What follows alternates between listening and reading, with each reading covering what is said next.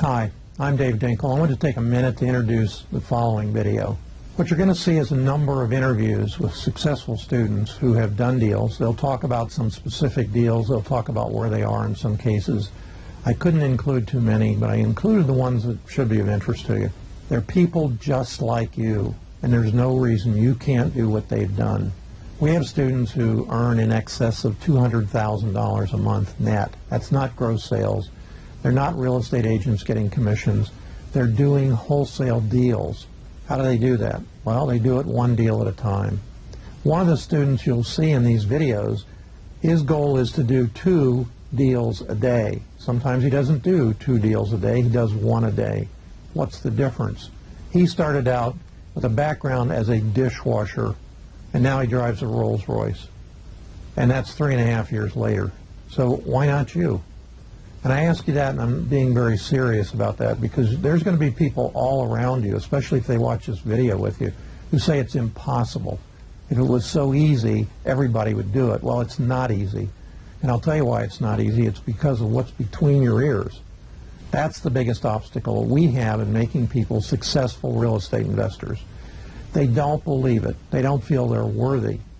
All they have to do is follow instructions and ask questions, and we get them over the tipping point. So this is a tribute to the following people, because I can show you how to do it. We can guide you every step of the way, but you have to do the work. And initially it's going to be hard work. You're going to take a lot of criticism from everyone around you in some cases, especially realtors when you make offers. But the rewards are astronomical. But it's up to you. And I'm not going to say any more because I want you to enjoy the video. Play it over again. Every time you look at it, you're going to see and understand new things. And I wish you limitless success in everything you do. Thanks very much. I'm Dave Dinkel.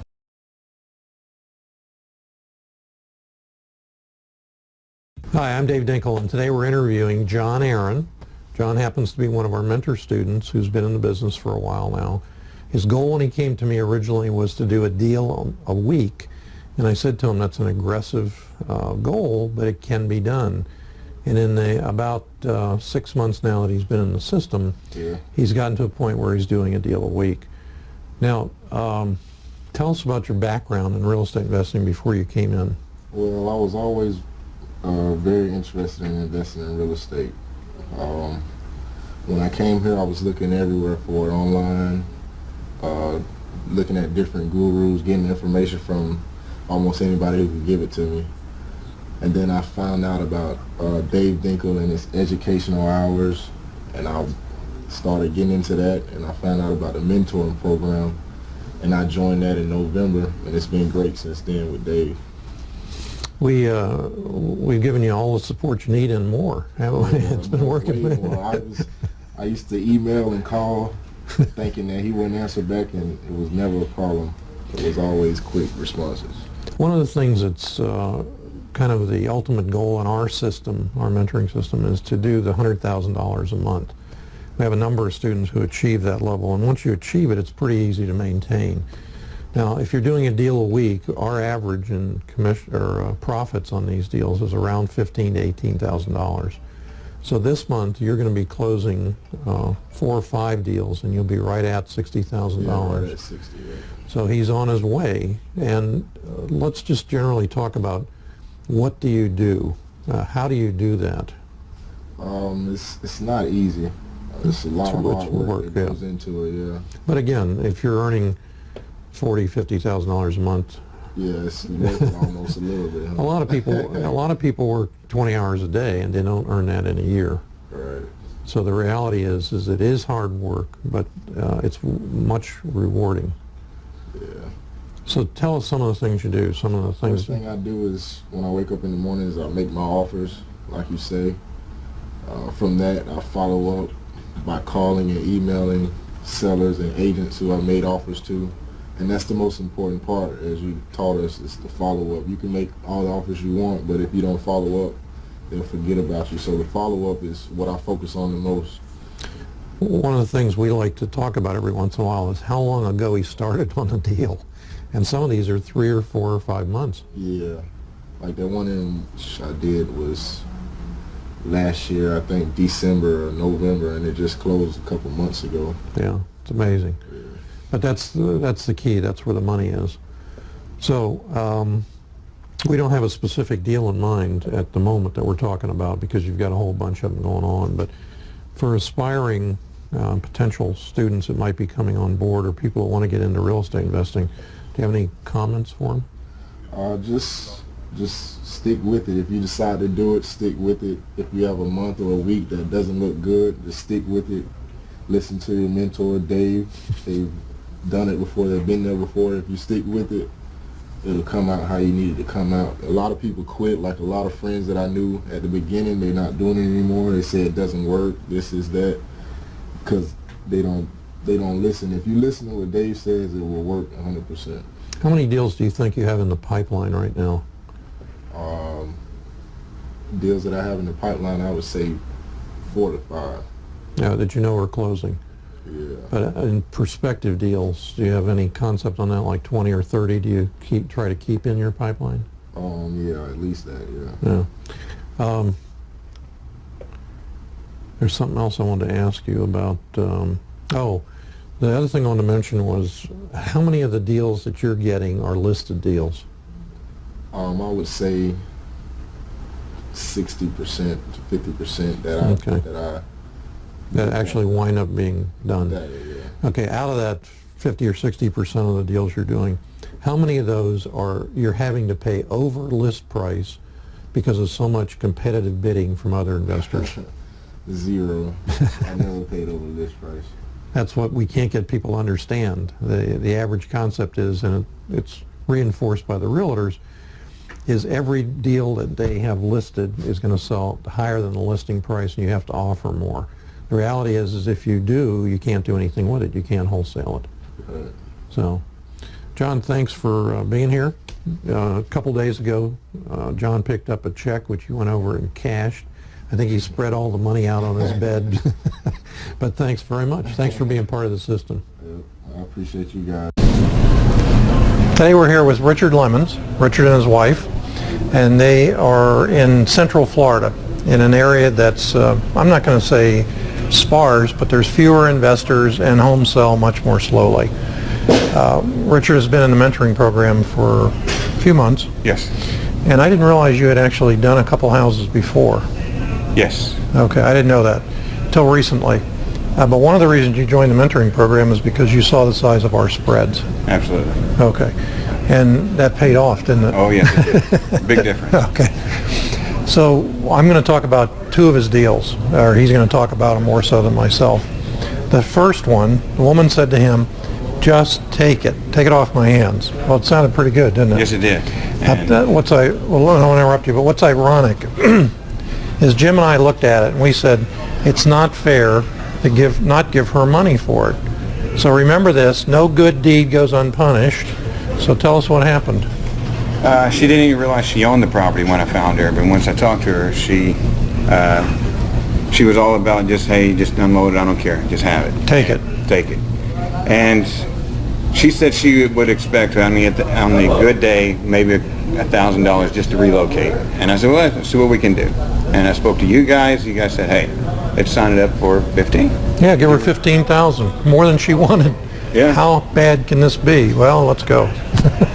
Well, there for a while we were trying to get the closing scheduled and everything, and we lost track of her, and she disappeared, ghosted on us, and stopped returning our calls, and stopped answering the door when we went to go knock on the door, and finally we realized she had another investor come in and backdoor us, basically. Yeah, stole the deal, frankly, is what it came down to. And he was fairly sophisticated. Because we tried legal maneuvers on him, and he was up to par for sticking to us. And it came down to, we could have gone forward with a costly legal battle, but was it really worth it in the final analysis? So we said, let's go to the next deal. Yes. And Richard was gracious enough to come down to the club meeting tonight.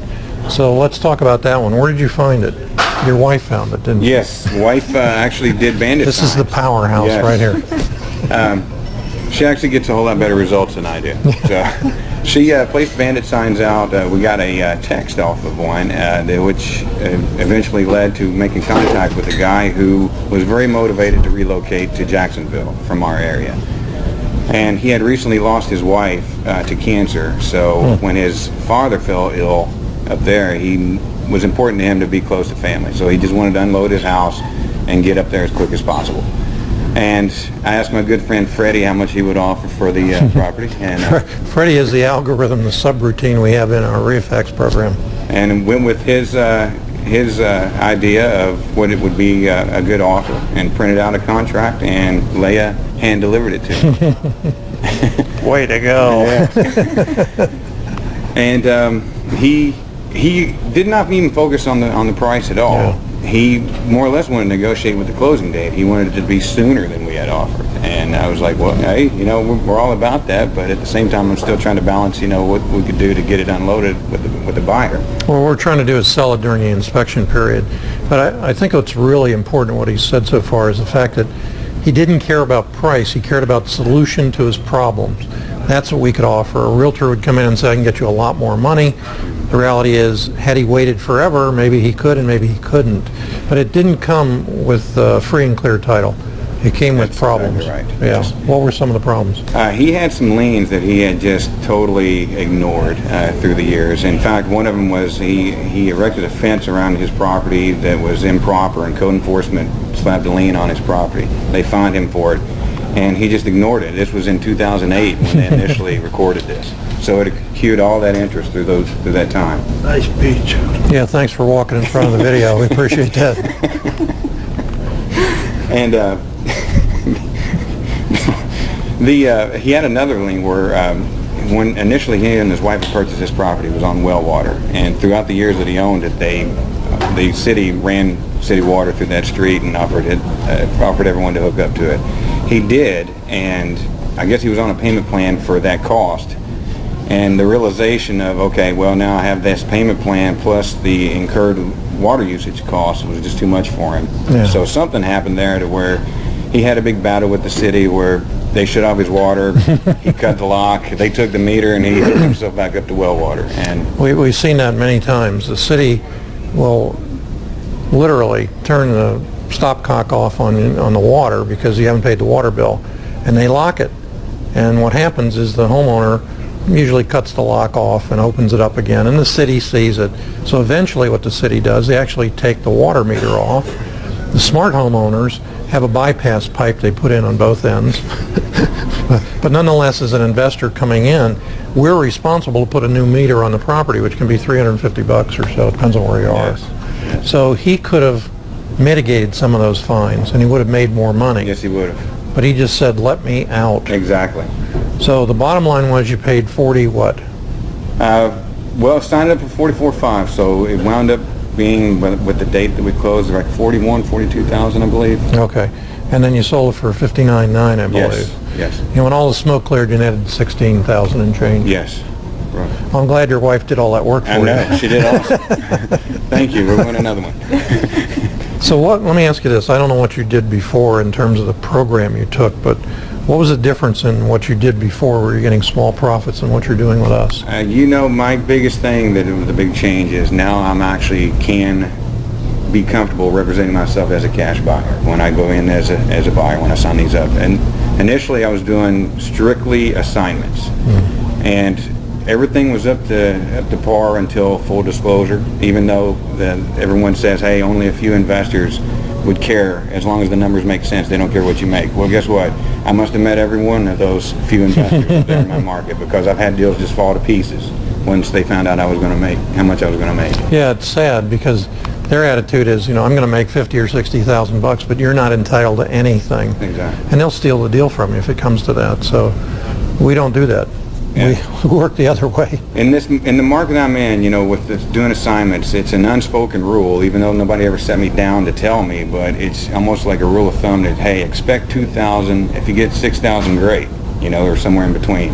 I had profits of $1,700. I've had 2,000. I was able to squeeze 3. When another wholesale investor brings a buyer, maybe I can get a little bit more if we split the deal, but there's, without a doubt, hands down, double closings are the way to go.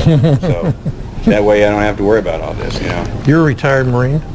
No, I was in the Navy. Navy, okay. Yeah. Right now, I'm a SWAT cop, and the amount of profit we made on this one deal is about 14 paychecks of take-home. Oh, great. So a little over 6 months of take-home pay. I say this to all servicemen and officers. Thank you for your service.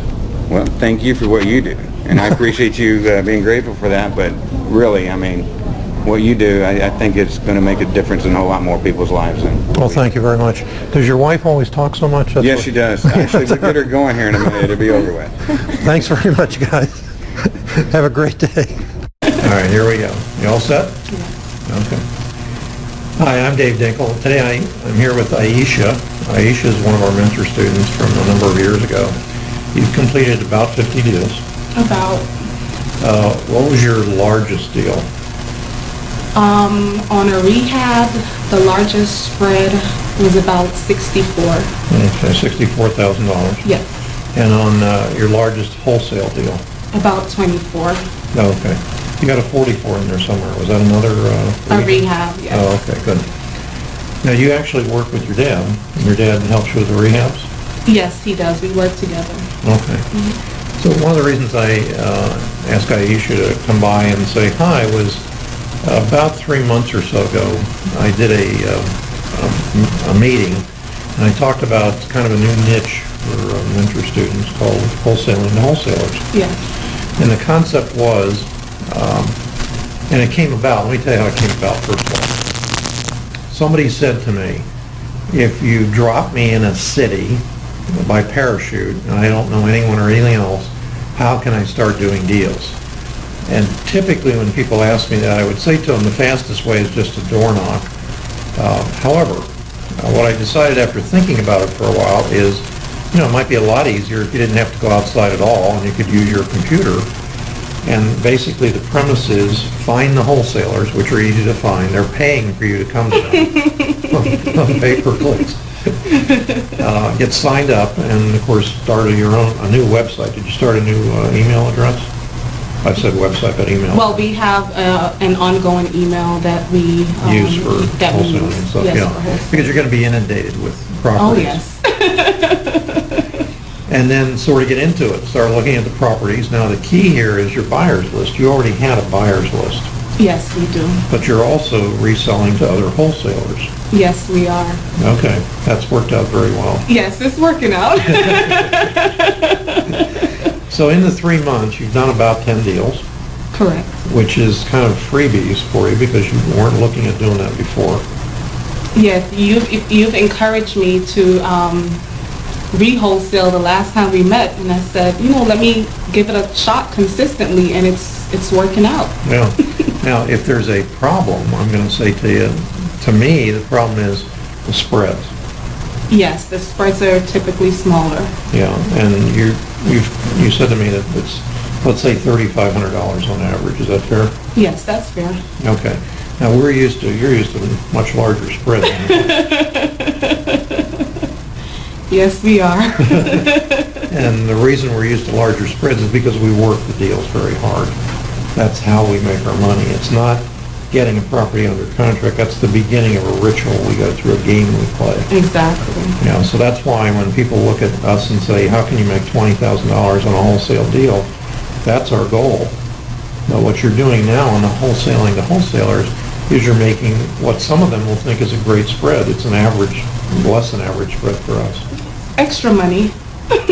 Now, I want you to tell your story about one of the first times you called me up and you said you were going to closing. You had sold a wholesaler 2 deals, and you're going to closing and you're having a little problem with them. So obviously you're not going to mention their name, but the reason I'd like you to tell the story is I want people who are listening to be aware of what can go wrong and how some wholesalers can take advantage of newbies. That's fair to say, right? Yeah, it actually happened several years ago, earlier in our wholesaling career, and it was a well-known company, and I was, you know, told to be aware of them, but I let my guards down. They've changed their name 3 times. Seriously. And you asked me about them, and I said to you, be careful, because they steal deals. Exactly. And that's not uncommon, unfortunately, in some circles, so I won't interrupt anymore. And they were supposed to close on 2 properties. We had some issues with both the deals, and they said, you know what, maybe if we speak with the person together, then, the seller together, then we can get through this. They were also working with their own title company, so little did I know that while they were doing that, they were doing things on their end as well to close the deal, and they ended up going behind me because it was an assignment, so obviously they knew what time frame I had to close on the deal, and that was $13,000 lost. Now, they made you an offer just before closing that you could have $600, didn't they? Yeah, $600 each deal. And I laughed and said no. Okay, now, but the bottom line is, you laughed and said no to them, but how much did you make? I ended up making nothing on it. Nothing. They stole the deal. It's a learning experience. Yeah, the clue here was, when you told me they wanted to talk to the seller, the obvious thing is, now they know who the seller is, they know the seller's phone number, and they can say, by the way, we're the actual buyers. She's in it for the money, and we may not close, and she will not, so let's make a deal directly, and that's what they did, virtually. Yeah, they actually researched the seller's phone number because I never gave it to them. Oh, okay. But they were able to research it and, Oh, they probably, because they have the closing company in their grips, they get it from them, too. So, all right, so it was a learning experience. Very much so. So if somebody that was coming into the program, you could say something to them, what would you say to them? I'll just say be careful when you're doing deals with other wholesalers because sometimes it's risky, but the main thing is building good relationships with people, which sometimes take a while. But after you've established, you've done a couple of deals, established a relationship, then you and the wholesaler have an understanding and you know how far you can go with them. We had, I'm not sure if you were involved in it, we had a deal where our student had about a $9,000 profit in it, and the buyer who came in re-wholesaled the deal to an end buyer, and he made $41,000. Wow. Not a bad deal for him, but now, how was he able to do that? He had a better buyer's list than we did. He had a buyer at the time. He could have only had 3 people. Doesn't matter. He had one that wanted that property, or he sold it to him, however it turned out. But he netted $41,000 on wholesaling to an end buyer. Wow, that's so it can amazing. certainly be done. Yeah, let me ask you, for the people listening, just quickly, in the process of getting a joint venture agreement with the original wholesaler, so to speak, have you had any problems there? No, I haven't had any issues with that. Okay, they use your joint venture agreement, or do they give you theirs? Sometimes it can go either way. It depends on the particular wholesaler. I've done it both. Okay, and it really all comes down to a matter of trust. Exactly. You really need to get to know them and so on, and you may get burned. Yeah, I've had deals where, I kept on persisting with the wholesaler that had it under contract to sign the JV and send it back, but because they've worked with me before several times, they never did, but they know that at the end of the day, they're going to get paid. Okay, so what you're saying is they didn't even sign the joint venture agreement. They trusted you. Yes. Okay, great. Okay, thank you very much. Thank you, Dade. You did very well. You were afraid, right? Thanks very much. Whew, sigh of relief. At last it's over. Hi, I'm Dave Dinkel. Today I'm here with Zell. Zell's one of our mentor students who just completed a super deal, and I wanted to sort of bring him in and say hi. And Zell is, what country are you a citizen of? I'm Croatian. Croatian. So he's an alien, in the sense that he's not a U.S. citizen, but he's doing deals. And this is an example of a great deal that he did. Now, he had some background in real estate investing in Romania, Yes. But it's a different world over there. How many realtors do they have in Romania? None yet. So there's no realtors. Not yet. And- They're working on that part. And it's pretty simple. So you deal directly with the seller. Yes, it's actually a little more complicated than doing deals with realtors. You know? Yeah, realtors can complicate our deals, needless to say. So let's talk about this deal that you did. You found out about it, talked to the seller, and you got it under contract, but it took a while to do that too. Yes, the seller wasn't really cooperating. He didn't want to do the short sale. He had different plans, you know, and somehow, you know, I managed to tell him all the benefits of the short sale. In our state, it's called a judicial state, and that means that the foreclosure has to go through the court system, and it's not uncommon to be in the property for 3 to 5 years and not make a mortgage payment. So why should he leave? Exactly. But you did. You finally signed a contract, and you went into the short sale negotiation, and into it after a certain number of months. What happened? Well, actually, after almost a year, over a year, actually came to a conclusion with the lender. We were just about to close for $395,000. But what happened is then the lender informed us that they sold the bulk loans to different company, which was in this case. And we had to start the short sale process, actually deal with it all over again. And that's what we did, and took another almost a year. So you, at one time, you were willing to pay $395 for it Yes, because you knew it was worth how much? Did you think it was worth at the time? roughly around 600, 650. Okay. However, almost a year later, when the new bank was in there, it came to a point in time where you said, we got to close this thing. And you did negotiate a new price, which was how much? $330,000 and $400. So when people tell you they won't come down in price, depends on how motivated they are. Now, you happen to, when you did finally get the price and you went to closing, you've had a surprise because 2 weeks before you closed, the seller stuck a tenant in there. Yes. Actually, seller put a tenant there without me knowing it. Actually, I bought a property free and clear without tenant in it, and I found out that the tenant is there a couple of days later, and I went to see the property. So. And he signed what's called, in our agenda, kind of a sweetheart lease, meaning he rented the place well below market value. So, but as the new owner, you're stuck with a lease. Yes. Luckily, it was only 10 months and not renewable. But at the end of the 10 months, because you're waiting on him to get out, he's not cooperative on leaving. He likes the sweetheart lease. Oh yeah, he loved it. But you're able to get him out. Yes. At the end, he came out, and everything ended up peacefully and quiet. So now you've got him out. You've already put it on the market just before he left, and you had a ton of buyers, I would say, right? Right. But you actually do happen to have a real estate license. Yes, I do. You happen to be a licensed realtor. Is that, why did you do that? Just to have it? That was a big mistake, but It's okay. But you did sell it, and what did you sell it for? almost 600,000. It's Just what you thought it was worth in the first place. well, actually, I probably could have sold it for a little more, but I said, okay, I Don't want to be greedy. Yeah, I spend here like 4 or 5 months a year, on top, and I don't want to waste my time, doing showings and going around. Yeah, that's the other thing I didn't mention. He's only here in the United States part-time. He goes back and forth for stuff that he does.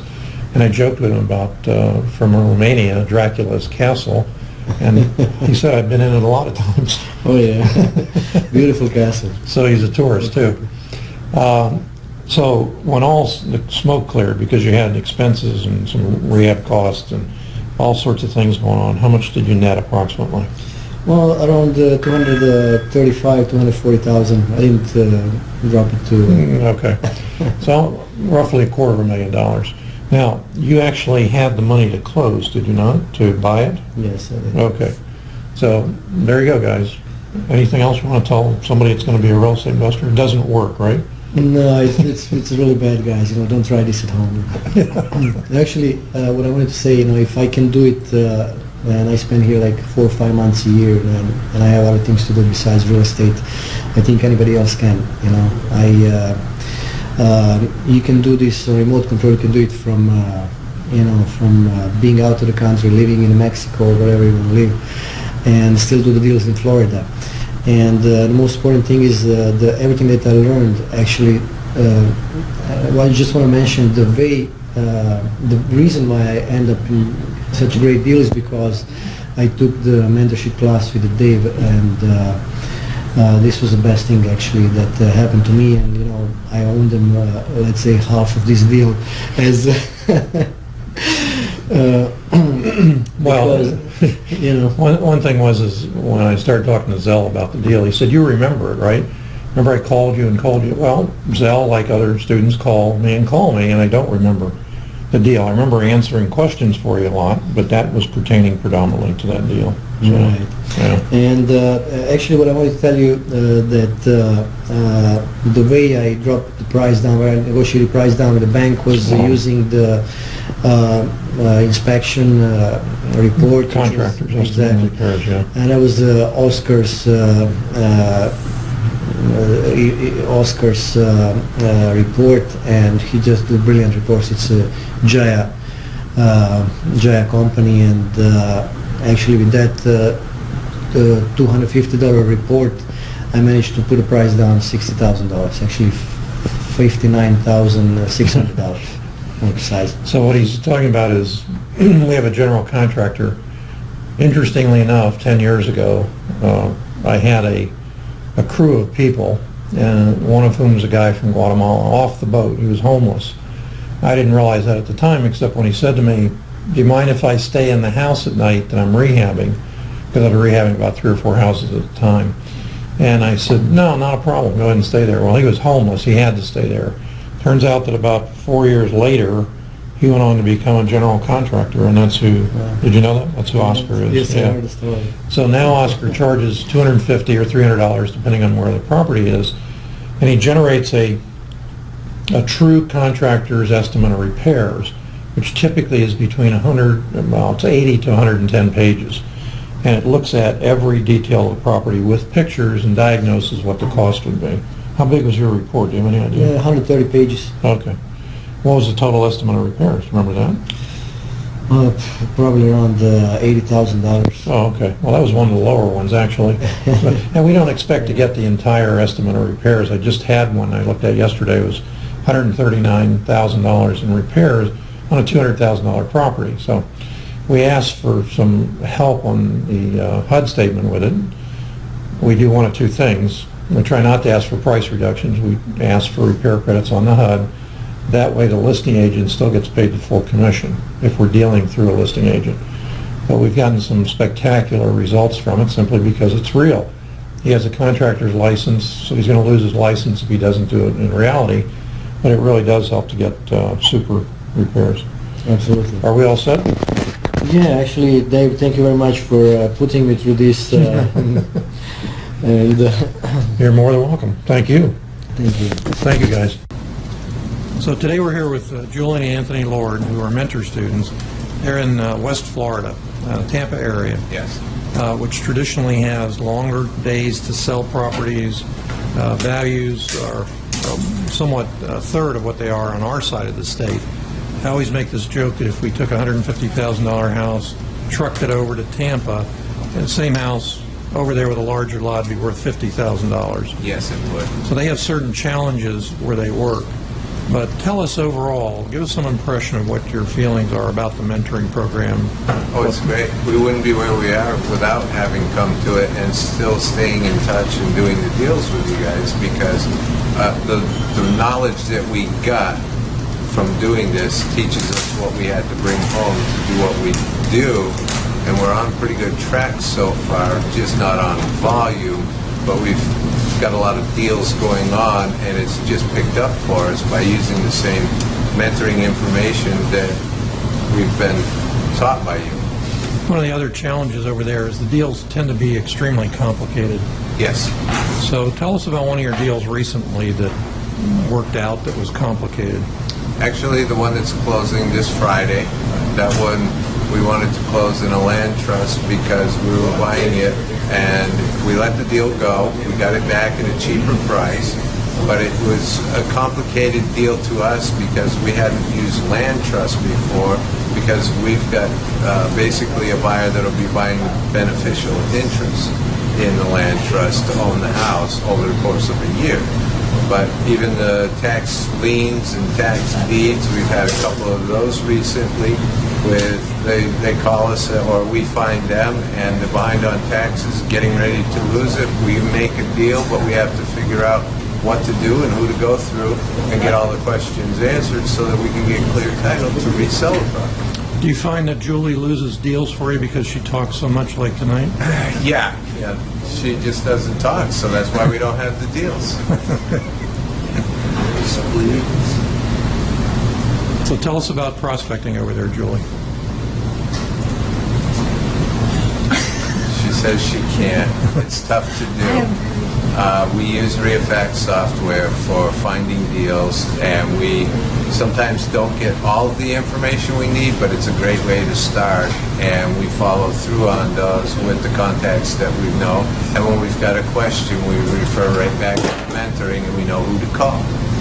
You had a deal in, I forget where it was, but the profit on it was about $48,000. Yes, that was in Mineola, which is in Lake County, and we did a partnership on that one. It was a lead that came in. We went and took the pictures. We decided to do the deal. We did a mild rehab on it with just some mostly paint, new countertops, and a bathroom, and sold that one 91 days later, 48,000 profit. Did you have a deed restriction on it? I don't remember. No, we didn't. Oh, okay. Okay. Anything else you'd like to say before we go, especially Julie? I just can't thank you enough for everything that you've done for us. Yeah, we still keep referring to you for what we need to know, because the deals that have become complicated, we can figure them out with your assistance.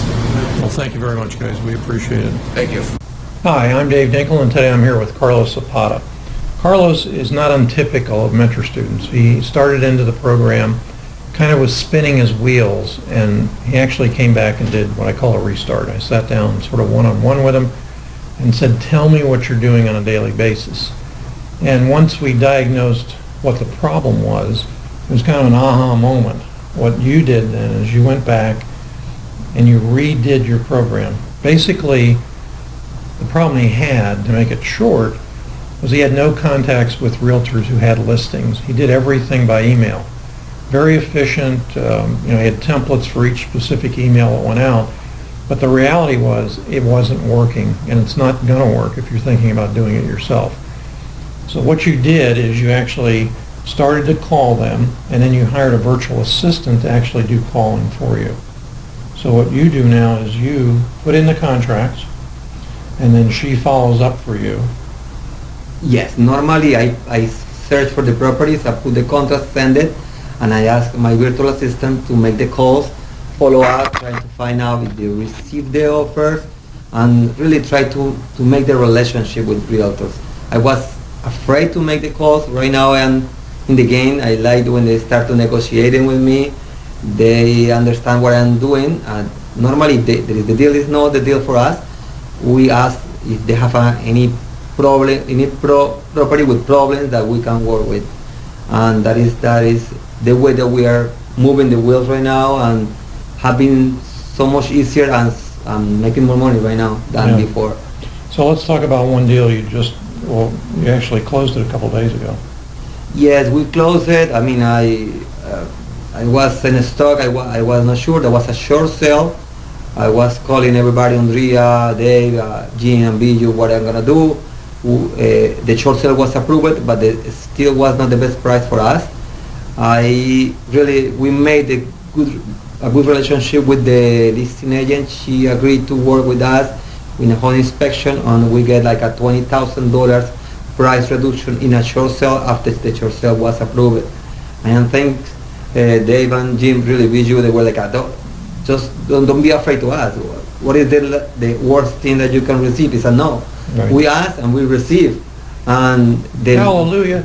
Yeah, the listing agent was happy because she made like $18,000 just for a short sale. I mean, we were happy because we make a good profit. Yeah, and you netted about $21,000 as a gross profit on it, which was good.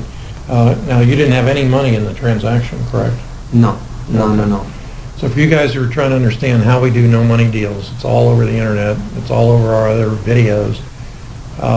And what would you say to somebody coming into the program that, what's your experience now that you've done it? Follow direction of your mentor. I mean, sometimes I want to make my own will because I am coming, I am a real estate and I have been for 11 years. I was thinking that I knew everything, but I was totally wrong. This is a totally different business. But you don't have to be a real estate agent to start. You have to just follow directions and don't be afraid to ask. I mean, I call REIA like 4 times a day. And they all the time, hey Carlo, what do you need? Hey Carlo, what do you need? And before I was making the call, I was afraid to do it. It's like, oh, they're gonna get mad because I call too much. You know, I call Bijo, I call Jim, I call Dave, I call Kevin, I call everybody. And everybody really tried to help. Yeah, and it works out. Definitely. We have a vested interest in each student because very oftentimes we split deals with them. Even if we don't, we still have a vested interest in seeing their success. So, thank you very much. Thank you, Dave. Thanks so much for your help. Congratulations. And keep putting out offers, guys. Hi, I'm Dave Dinkel, and I'm here today with Arthur Tomasi. When did you start in the mentoring program? How many months ago? December. So December, okay. So 4 months, 3.5 months. Well, it's 3 months and a couple of days. It's okay. Who's counting? The point is, Arthur came by to get a tune-up. Every once in a while, we talk about what's not working for you and what else can you do and stuff like that. So we spent the last hour doing that. But Arthur has completed one deal and another one that's closing in a couple of days. I wanted to talk about him briefly about kind of what to expect. So your first deal that closed was a short sale. Yes. And you made an offer that was ridiculously low, and they countered with a very high offer. Well, they declined it. They didn't even counter it first. Okay. I mean, it's a ridiculous offer. Why should they even bother? However, it wasn't over, was it? No.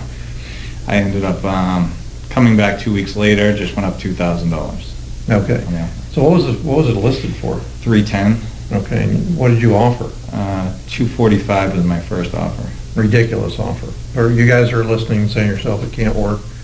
Okay, so you went up from 245 when they came back to you to 247. I went up to 247 2 weeks later after they denied it. I just followed up and just after calling the agent, and then I just came up 2,000 2 weeks later. And about a week later, they called me back and accepted it. Now, why do you think? Just because they didn't have another buyer, they wouldn't come to you if they had a buyer. So you put it under contract. How much of an inspection period did you get? I got the full 15 days. Okay, good. In short sales, very typically we get our full 15 days is what we ask for because they don't really care. The bank's the one that's in charge because they have to reduce the loan amount and so on, but they don't care about 15 days. Now, the key though is the 15 days has to start when you get the approval from the lender. You got the approval from the lender, so it virtually started pretty much as soon as you signed the contract. Exactly, yeah. Now, we were able to sell it. And how long did it take us to sell it? A few days? It was towards the end of the inspection period. So it took a little longer than we'd love to have it happen, Yeah. but we sold it nonetheless. Mm-hmm. Now, when the smoke cleared, when all was said and done, you wound up making $8,800 as a profit on the deal, Yeah. which is not a giant. And Arthur said to me, "This is hard work." And you said it to me. It's not that hard work, but it's okay. It's a place to start. You got into the routine of how to do it. You understand that just because they tell you something doesn't mean that that's the truth. Yes. It's in their best interest. And it's not always that way. There's a lot of great realtors. But they got to make a commission, and they're salespeople, and they will tell you what they need to sometimes to close it. But let's go on to your second one. The second one was an REO? Yes. Okay. So for you people that say, gee, I'd rather buy them at the auction, I don't want an REO, here's a good example of an REO. So did you see that listed? And you just, no, you didn't see it listed. Okay. No. I made an offer on another property. I was following up a few days, the day after, on that property. I asked the agent, I ended up finding out it was a 55 plus, which I didn't want to, really. 55 plus community. In most of the cases, you can live in the community and be over 55. I did it backwards. You can own the property, be any age, and an entity can own it. However, if you're going to live in the community, you have to be over age 55, long and short of the story. So I really wasn't interested in that property, but I did ask him if he had any other properties that, need a cash buyer. And he said, well, I do. I had something that's fallen out of contract, and gave me the address to that property. I looked it up and made an offer on that. So what was he looking at, 469? Yeah, 469. Okay, and you offered. My first offer was around 380, somewhere around there. Now, if you look at the comps in the community, what were they? They were 540, 550. And they were pretty strong comps, fairly small community. It was Yeah. guarded and gated, Yeah. which is typically a flag for us because if we're going to show it as a wholesale deal, it's difficult to get people in there. However, you happen to have a partner that's a realtor, Yes. and we've done an exorcism for her or something, so she understands. She was a big help. Yeah. So the goal was ultimately you got it under contract for 410. okay, listed 469. They ultimately accepted 410, and now you've seen the property already. But I sent somebody over to look at it with you, and the question was, do we rehab it, or do we do lipstick on a pig? Now, first I have to say that Arthur didn't have the money to pay $410,000 for the property and rehab it besides. So typically what I would do is finance the property, and especially if it was a wholesale deal, I'd just do transactional funding. However, when Arthur called me about it, I said to him, my cash flows are such that I can't do that. I may be able to. Don't worry about it, just move forward. He has a personal friend that is a private money lender. Yes. And I said, I didn't know that, approach her. We want to get the deal done. So he did, and I started getting emails with novels about why she didn't want a loan on the property because of all the problems. Well, in her eyes, a problem was a mountain. In our eyes, it's a molehill or less, and that's the way it worked out. So ultimately, she came up with 8.5% simple interest, paid monthly, no points, and wonderful. Except that 8.5% paid monthly is a chunk of change. Yes. Okay. So I went back, I had Arthur go back and say, look, we'll give you 9.5% paid at closing. And her first thought was, will it close within a year? We said, don't worry about it. So ultimately I said to her personally, stop with all the questions. I'll guarantee the loan. I don't care. I've seen the house. We knew what was going on with it. And there were simple fixes. For example, the floor tiles had hairline cracks. Yes. And you could have pulled all the tiles out, put in new tiles, and how many square feet was downstairs? A couple thousand. Yeah. So you're talking about chunks of change. What we did is the fellow that I sent over, Rob, showed you how to fix the the hairline cracks when they were perfect. Yeah. Yeah. And then you put a new shower head on and so on and so forth. And ultimately, with even the cost of money involved, you had about 15 in it. Yeah, a little bit more with, we did appliances over. Oh, that's right, yeah. One of the things that he did was he said to me, I want to replace the appliances. We call this lipstick on a pig, the little bit of work we did on the house, and typically we don't do that in it. But he said to me, all the other houses, there's a couple other ones in here that are competing with us, they have new appliances. So I said, let's do it, let's do the new appliances, and that probably was the sales feature that pushed It was over. brand new appliances. They're beautiful. Landscaping, all done, so. Lipstick on a pig. So you got it under contract. Originally they offered 500. The first offer. Yeah, but you wound up getting it under contract at 517.5. Yes, I mean, we almost had a contract right away at 520, but they contingent on them selling their house. Oh, yeah. So. Very important. If you're going to get a contract from somebody on the contingency that they sell their house first, get another contract, because what happens, first of all, you're carrying it and paying interest on the money. What happens if they don't sell their house? Boom, you're stuck. So we bypassed them. Yes. And the second one you had? Yeah, I mean, we only had it on the market a few weeks, and I got an offer for 500. Yeah. But he wanted a commission. Yes, he's an agent buying it for himself. So it was one of his first deals, so he really wanted to still keep the commission. And we tried to take it out so that this way we could offer it a little bit cheaper, but he would have rather paid his broker or something to have a deal, because he's a new agent. So he ended up coming up to 517.5 with the commission, his commission. So here's what sometimes we see. Common sense would dictate that if you're going to buy the house, you want to pay the lowest possible price, which, is that you? Sorry. That's all right. Which does not include getting a commission for yourself that you have to pay taxes on. However, the bottom line is you don't fight with people like that are cash buyers. If that's what they want to do, leave the buyer do what he wants to do. It doesn't matter. So we accepted his cash offer. We actually close next in about 5 or 6 days.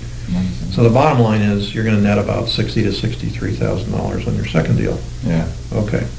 So what's the lesson here? I mean, it happens. It does, it's work to get them, but you keep putting the deals in. They do happen, I mean, as much as some people there's no way that offer can be accepted. They do come back, but you got to be consistent with the follow-up. Yeah, and if they don't come back and your offer is ridiculously low, which it should be, don't worry about it. You can't compete price-wise. If you get caught up in competing price-wise, you're never going to be able to resell the property. And your rehab cost on it's going to be that much higher. So, good job. And I say good job because he did a lot of the patch and paint kind of work. He had a handyman for about $20 an hour who did the kind of different work. Yeah. He did just about a lot of stuff. No, you don't have to admit that. That's okay. But Arthur was on top of it. When I said to him, please do this, he would do that. Now, I do have to say, and before I go, I did yell at Arthur. And I don't do that very often, frankly. I got to a tipping point, and the reason was Arthur's the kind of guy that will say to me, what if? And if I answer, he'll say, what if? And that sort of drives me crazy. And the response is, I'm trying to learn. But you don't learn by going through all the scenarios of how do you get to the moon. You go through, just do it, and let's see what happens. And then something happens, we make a knee-jerk reaction, fix it, and we move on. Because what can happen is your analysis becomes paralysis for you. And you're always concerned about, this is why a lot of students never get started, or a lot of investors. Concerned about things that never will happen. If they do happen, it doesn't make any difference. So you caught me at the right moment. I say this all the time. 40% of my day is spent arguing with students or going through what-if scenarios that never happen. And it frustrates me. Because the only way you're going to learn is to fail forward, and it's not so hard, is it? No. Okay. I forgive you. I did apologize, by the way, right? That you did. Okay. Thanks, Arthur. Hey, I'm Dave Dinkel. I'm here today with Daryl. Daryl's been in the program a little over a year, sort of part-time, and I say that because he has a very successful full-time business. We were talking a little bit before we did this video, and I didn't know this. Daryl has been a broker for 18 years. Mm-hmm. Amazing. And he's been very successful in the past when the market was great. Mm-hmm. How could you go wrong, right? Yeah, that's what I thought. And he was referred to us originally by one of our other students, Ray, who has had for the last 3 years the largest wholesale net profits. They're all over 80,000, up to 104. Yeah, so you got to do some of those. I'll get there. But you haven't been doing bad. What's interesting, first time I met Daryl, is he had a driver.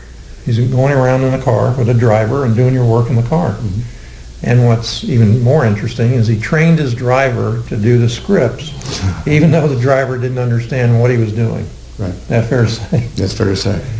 So last year he brought in a little over about 90,000 or so, but that's in addition to your regular business. Right. Let's talk about the deal you just completed not long ago, a week or so, 2 weeks ago? It closed about a month ago. Oh, okay. So you netted about $31,000 in a wholesale deal. Mm-hmm. Tell us about the deal. Is there anything different?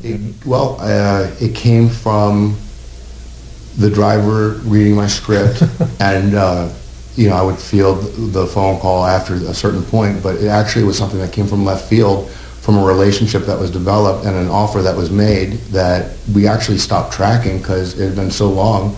And I got a phone call from a realtor that the case had just popped out of probate, and wanted to confirm that I'm still in still wanted to be the buyer, and ended up ability to buy it, and we flipped it the day that we were able to clear the title. Yeah.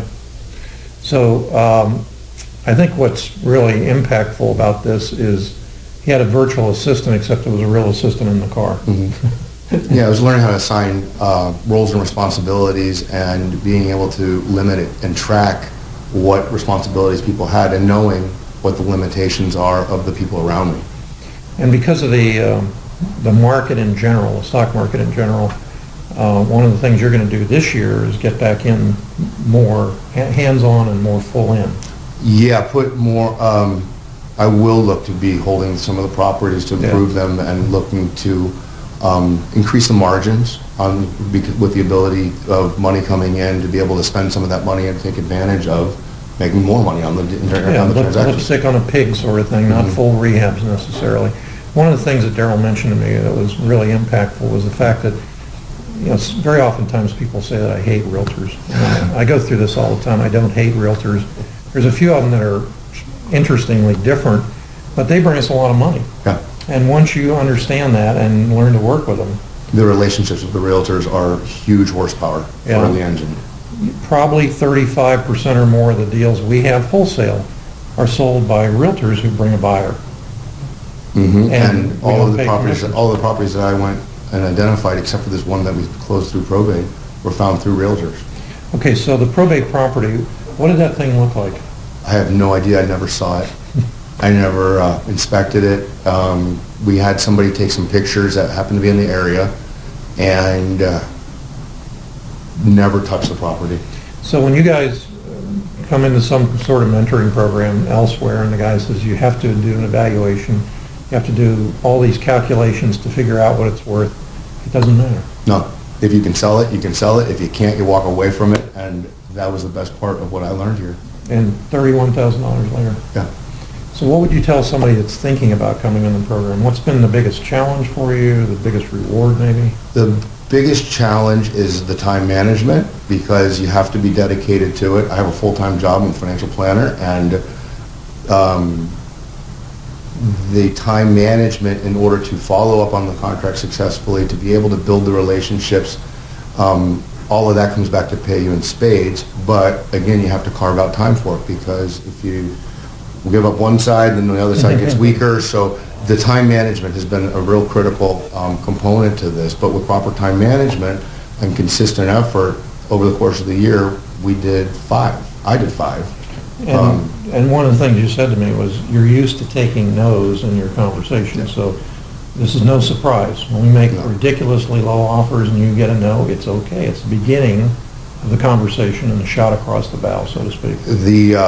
The person with the thin skin who gets easily offended, they got to push through it. The guy with the thick skin needs to roll with it and laugh. But more importantly, in those conversations, there's a lot of substance that you can use for other transactions. Yeah. So even if there is a big no with a bunch of expletives after why did you send me that offer, there's things that can potentially come out of managing that conversation that I've been pleasantly surprised by it. And other times I've hung up the phone and instead of getting upset, just laughed about what that person just called me. I just had a student in Atlanta who had put out a bandit sign. I told him where to put the bandit signs, and they were in abandoned properties. So he got a phone call from the owner, and the owner just kept screaming and screaming and screaming at him, and he couldn't get in any part of the conversation. So he called me and said, how often do you get that? And I said, I don't know, not often enough. But just wait a few days, have somebody else call him back and say, I understand your property is for sale. I saw a sign in the yard. And likelihood is because it's abandoned and not kept up at all, he probably is going to sell it. So you just have to make the best out of what you get. Yeah, I mean, if it was easy, everybody would do it. And, you know, that's part of... Well, we make it easier for you, don't we? Absolutely. I've been a real estate broker for 18 years, and I've had a big real estate company, and I no longer have that big real estate company because the market did change a while back, but I thought I knew everything, and I learned so much in 1 hour of listening to Dave that he opened my eyes and ripped open my ears because our opinion about realtors is the same. We love you guys. Yeah, I love you guys. But yeah, it was the fact that I had blinders in place, and I have stepped over so many things over the past 18 years that the minimal investment in the course really has brought a maximum. I never imagined that I would learn that much or do that much with a weekend course. Yeah, and we do it. Well, Daryl, thank you. Thank you for the Appreciate it, guys. Hi, I'm Dave Dinkel. Today we're here with Godfrey. Godfrey's been in the program about 3.5, 4 months. He's completed 2 deals, and he's got one in the pipeline. Correct. The first one was about an $18,000 profit. Correct. Now, was there anything unusual about that deal? That one went. Like It was it's supposed to? too easy. Yeah. It kind of spoiled me. Okay. The second one was 20-some thousand, 23? Like that. 22, 23? Right. Now, was anything unusual about that one? That one was a fire damage, which I didn't even know. One room or something like that? Something, yeah, because of the condition of the home, they label it as a 1 room. But it's actually, I think, a 4-2 on the rolls Wow, interesting. because of the damage. Yeah. So very oftentimes people think that fire damaged properties really look ugly, smell bad. Who would ever want them? Well, typically a contractor wants them because he's going to rehab it. And he can pull permits and do all the work that's needed way below what it would cost the average person to do it. Now, did you ever actually see the house? Never saw it. the house. It's Gee, it was. in Lake Worth. Okay. So it's like an hour drive or Right. 45-minute drive for you. So never bothered to see it. Was it easy working with the listing agent? Super easy. Good. Well, you got lucky. Nice. This was nice. Yeah. Okay. The property was actually for sale, and I guess the previous buyer didn't close. Yeah. And because he was in my follow-up, when that person didn't close, he automatically contacted me. So one of the ways, one of the things I say all the time is, we don't make money making offers because your offers are ridiculously low, and you hear that all the time. Right. We make money on the follow-up. Here's a great example. You heard it probably in some of the other videos. That's where the money is. Only 2 things can happen. Somebody else pays too much for it, we can't compete. Or you're the last man standing when they need you. Right. So you've been in 3.5 months. You asked me a question that stunned me the other day. Do you remember that? I asked you, how do you stay motivated? Yes, you did. And I didn't know what to say, and I'm usually not at a loss for words. But it's an individual thing. I love it. I love what we do, and I love changing people's lives. I mean, this will be a life changer for you. It has been. Okay. And you're just starting. Yeah. Okay. So what's been the biggest challenge for you? Staying motivated. And yeah, why is that? That's a good question. You had trouble answering it, so I don't what? The question is why? What motivates you? Why do you want to do what you're doing? And that's a hard answer for most people. I like being independent, number one. You know, I like being my own boss. I hate waking up in the morning to go to a job that doesn't pay. I guess those are the things that motivate me. I don't know. Well, to do that, the why is you got to have something else in place, and this is going to be it for you. Right. Good. Anything you'd like to say to some of the people that are thinking about becoming real estate investors? Do it. You know, don't hesitate. Don't wait. Get in. Get the experience as soon as possible. When I originally showed you the business outline in the program, you probably thought it was a little strange, didn't you? Right. Yep. And we actually have had you back once to talk about what you're doing right or not doing right. Exactly. And that was kind of a turning point for you. Yeah, because I was having problems with agents because I'm going after REOs, which you said not to. But well, not 100%. I didn't know you were doing that for a while, but it's okay. It's a learning curve. Right. Okay.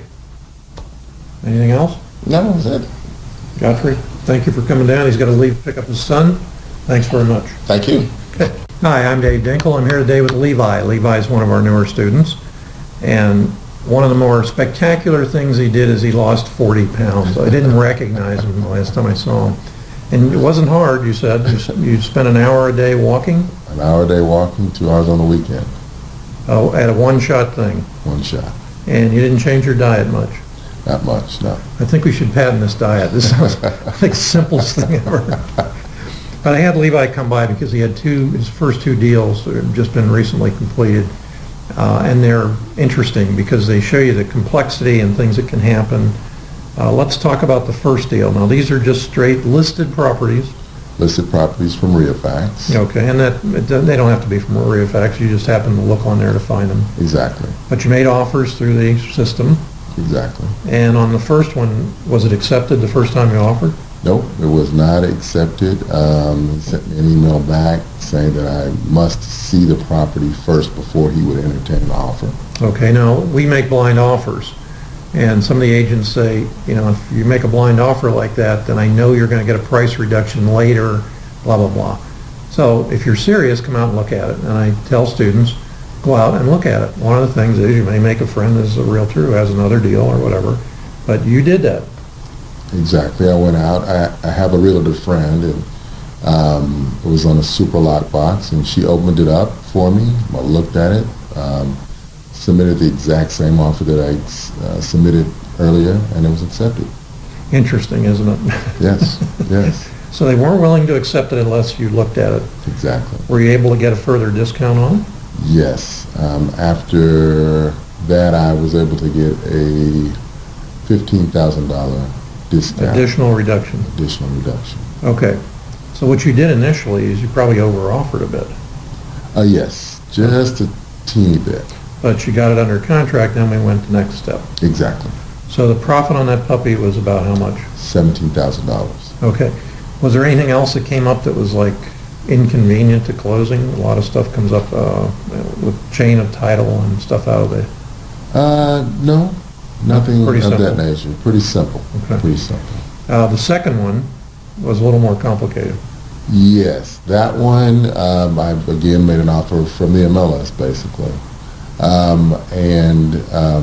I was initially turned down for that offer. The deal that he had in place fell through, so he called me back and he accepted the offer that I had originally made. Your ridiculously low offer. Ridiculously low offer. I believe it was $225,000 was what the house was worth, but I got the offer accepted for $160,000. No, what was it listed for? Do you remember? It was listed for $225,000. Oh, okay, great. So, despite the fact that a lot of agents will say to you, I sell everything at or above the list price, it may or may not be true. Exactly. There's a really good example. Exactly. And very oftentimes, to sell the listing to a homeowner, they'll say, don't worry about it's too high, we can always come down in price, which really taints the listing. Exactly. The more days on the market, the worse it is. Exactly. Now, this realtor was very clever. He didn't want a $1,000 deposit. He wanted a $25,000 deposit. $25,000 deposit on 160, whatever. Exactly. Right? Exactly. You know, that certainly is discouraging to a lot of people. So you had the realtor friend who you kind of brought along and said, help me out with this guy. The guy's kind of getting wild and crazy. Exactly. So she began negotiations with him. It was a struggle, but she got the $25,000 deposit reduced to $2,500. Now, what's interesting about this, had the original agent said, okay, you can have it for $1,000 or $5,000 or whatever, he would have gotten the entire commission. Exactly. What it cost him was 3% of the purchase price of the house, Exactly. or $4,500 or $5,000, whatever it was. Exactly. So he outsmarted himself. I don't want to say that he outsmarted himself, but he did. Guys, you make it easy for us, we'll make it easy for you. So what was the gross profit on that puppy? $28,000 was a gross profit on that one. Okay. Now, let's talk to the people that are looking at the video and thinking about being a real estate investor later. You came into the program and we gave you kind of a business plan of how to do it, and you started, but you started and stopped. Exactly. Okay, when you got back on track, I think you said to me, I got to make this work. Exactly. I came in to speak with you, set up a meeting with Dade, and I was kind of wondering what I was doing wrong, and Dave encouraged me and told me I was doing pretty much everything right. I think the only thing that I wasn't doing was I had to focus a little bit more, and Dave kind of put me on the right track. And right after that meeting, I got those two under contract. Oftentimes, things that aren't working, they're very small changes that can make a huge difference. Exactly. So, what's been the biggest surprise for you in doing the real estate investing? It's not as, I guess the perception is that it's easy, but it does take focus, and it takes patience, and to me it's a people business. So you have to become accustomed to dealing with a lot of different personalities. Yeah, even especially when you get into dealing with homeowners and stuff, you have a lot of differences. Exactly. I would say this to you, as you do more and more deals, it does get very easy. Initially, most people don't have a track to go on. We give them a track. It's not an easy track, but your learning curve is pretty swift. You either get it or you don't. Exactly. So, anything else you want to say to the guys? Just listen to Dave. It sounds, you're going to hear this a lot, but Dave not only provides support as far as knowledge, he also provides support as far as your how you feel. He helps you feel better, and he gives you more moral support as well. So I'd say just listen to Dave and follow exactly what he says to do. Yeah, the difference, frankly, between somebody that makes $35 a year and $350 a year is mostly their mindset. And guys like Levi, for example, I know they can do it. He's got a great voice. I don't know if you can tell that, but be a radio announcer. That's a first start. If you're willing to talk to people, that's a huge hurdle to overcome. So just listen to us. We have a vested interest in seeing you be successful. A lot of guys sell books and tapes. We're not doing that. So Levi, you're the man. Thank you, Dave. 40 pounds. Thanks very much.